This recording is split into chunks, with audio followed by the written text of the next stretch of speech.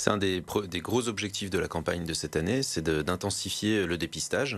Il y a un mieux cette année avec une augmentation du nombre de dépistages réalisés grâce à des nouveaux dispositifs de dépistage gratuit, mais le nombre reste toujours insuffisant et il y a encore trop de personnes qui ne connaissent pas leur statut sérologique et donc il faut vraiment intensifier le dépistage sur la région. J'ai envie de dire, mais comment vous le savez que c'est insuffisant? Comment vous savez qu'il y a beaucoup de monde qui vivent sans, puisque eux-mêmes ne le savent pas, qui vivent sans savoir qu'ils sont séropositifs? Alors c'est une question compliquée, mais on arrive avec des outils mathématiques en estimant le nombre de personnes selon leur ancienneté de l'infection.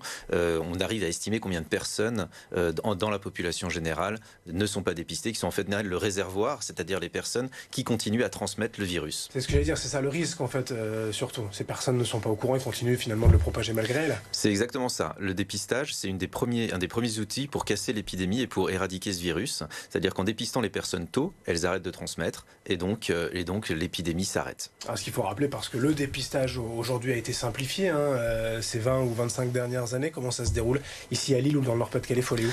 Alors, il y a plusieurs dispositifs. Il y a évidemment les CJ, les centres de dépistage dans lesquels on peut faire des dépistages anonymes, ce qui peut rassurer certaines personnes. Il y a également les médecins traitants, les associations, les associations qui font des dépistages au plus près des personnes les plus à risque ou des populations les plus défavorisées. Et puis, il y a maintenant un nouveau dispositif qui s'appelle VIH Test ou Labo sans ordo, où vous pouvez aller dans n'importe quel laboratoire de ville sans ordonnance et on peut vous faire un test du VIH, mais également des autres infections sexuellement transmissibles. C'est assez rapide? Assez rapide.